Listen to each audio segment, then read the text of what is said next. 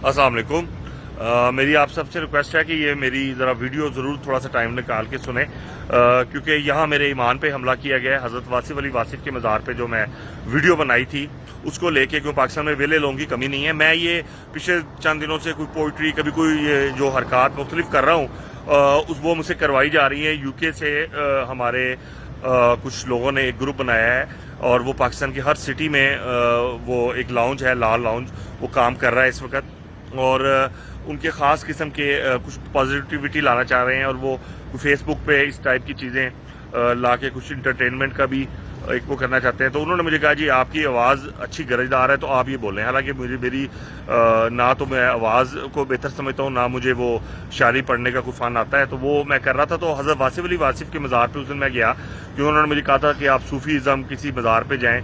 तो वो तो मैं रेगुलर जाता था, तो मेरे उस दिन वो बनाई, तो उस पर एतराज़ ये आया सामने कि मैंने वहाँ एक जुमला बोला कि मैं वहाँ से ले रहा था, तो ये शिरक के ज़ुमरे में आता है। तो पहली बात तो ये है कि हम लोग देवबंदी हैं और हमारा ख़ानदान कई नस्ल से, मेरे परदादा के बारे में उन्हें वलीउल्लाह कहा जाता था, मेरे दादा के बारे में भी, और मेरे वालिद के बारे में तो ये है कि एक वली का जनाजा वली ही पढ़ा सकता है, और बाकी अल्लाह जानता है।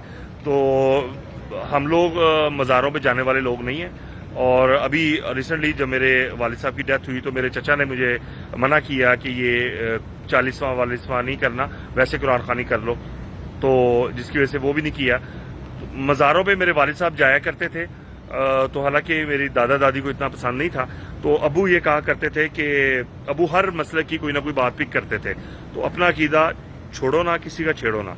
तो मैं भी ये समझता हूँ, मैं बड़ा खिलाफ था इन मज़ारों पे जाने के, और लेकिन 2015 से मैं कुछ रूहानियत में आया। जब मैंने अपना सफ़र शुरू किया तो गैर इरादी तौर पे, जैसे हज़रत वासिफ अली वासिफ के मज़ार पे मैंने जाना शुरू किया, तो मैंने कभी वहाँ पे सजदा नहीं किया, हाथ नहीं लगाया।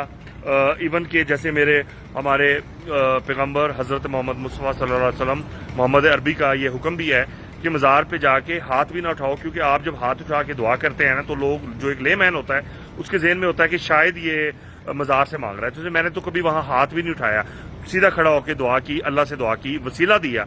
वसीला देने में कोई हर्ज नहीं है, और ये भी अकीदा नहीं रखा कि यहाँ आके जो मेरी दुआ कबूल नहीं हो रही वो यहाँ आके कबूल हो जाएगी।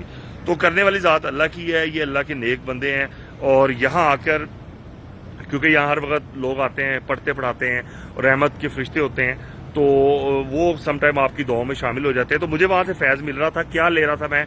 नमाज की तरफ आ रहा था और गुस्सा ख़त्म हो रहा था, हर पॉजिटिविटी मेरे में आ रही थी। मेरे वालिद साहब ने हज़रत वासिफ अली वासिफ से एक अंगूठी ली थी, अंगूठी नहीं, इनफैक्ट उन्होंने कहा था मुझे गुस्सा बहुत आता है, तो हज़रत साहब ने एक अंगूठी उनको दी थी, आयतुल कुर्सी लिखी हुई थी, जो बाद में मैं अबू से पूछे बगैर काफ़ी अर्से तक लगाता रहा, मुझसे गुम भी गई। तो मुझे उस किस्म के वहाँ से फैज़ हासिल हो रहा था। तो मेरा जो मतलब था ये था कहने का, तो क्योंकि मुझे कई लोगों ने, इवन अबू के ऑफिस DGPR से भी लोगों के फ़ोन आए कि जी ये मज़ार किधर है, हमने भी जाना है। तो मैंने कहा कहीं ना कहीं लोग ये कुछ और ना समझें, तो ये जिन लोगों को मैंने वो वीडियो भेजी थी उन सबको ये वीडियो भेजना ज़रूरी था।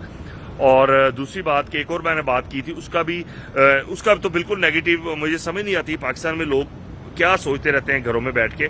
मेरा कहने का, मैं पाँव की खाक भी नहीं हूँ हज़रत वासिफ अली वासिफ के।